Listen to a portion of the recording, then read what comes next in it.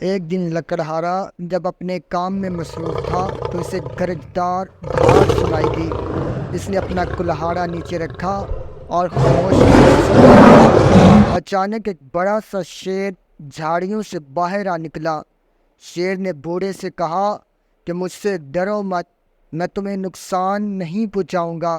تم بہت محنت سے کام کرتے ہو، تم بیٹھ کر تھوڑی دیر آرام کرو، تمہارا کام میں کر دوں گا۔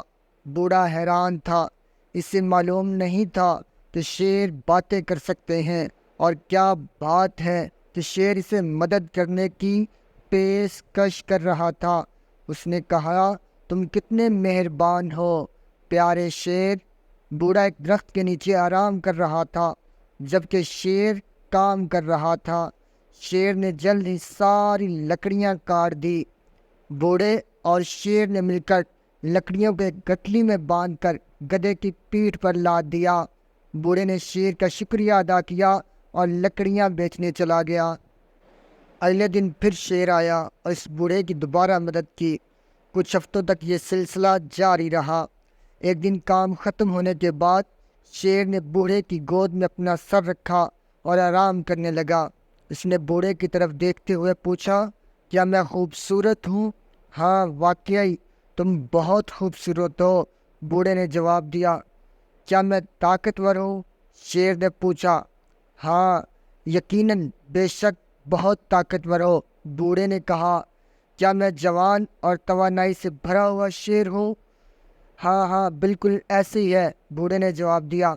کچھ دیر سوچنے کے بعد بوڑھے نے شیر سے کہا، تم میں ایک چیز کی کمی ہے، تمہارے جسم سے بدبو آتی ہے۔ تمہیں کوئی اعتراض نہ ہو تو برائے کرم اپنا سر میری گود سے ہٹا لو۔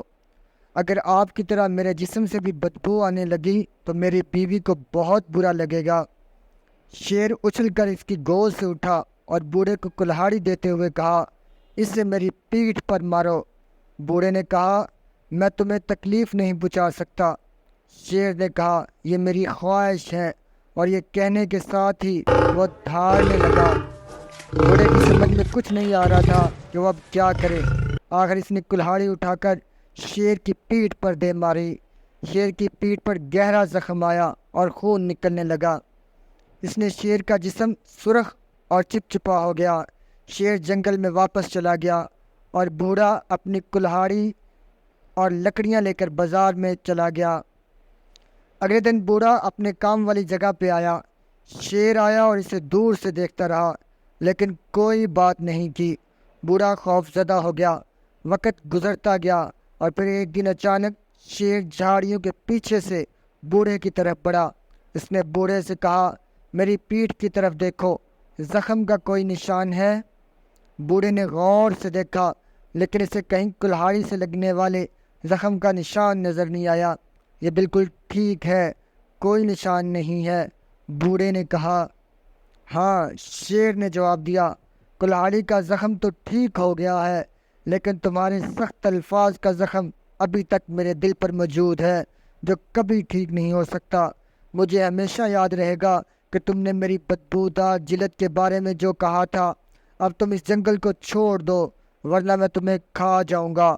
اور یہ کہنے کے ساتھ ہی وہ گرجدار آواز سے دھاڑنے لگا۔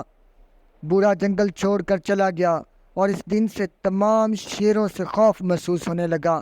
اسی وجہ سے دوسرے لوگ بھی اب تک شیروں سے خوف زدہ رہتے ہیں۔ پیارے بچوں، ہمیں اس کہانی سے سبق ملتا ہے کہ کسی کے بارے میں بری بات نہیں کرنی چاہیے۔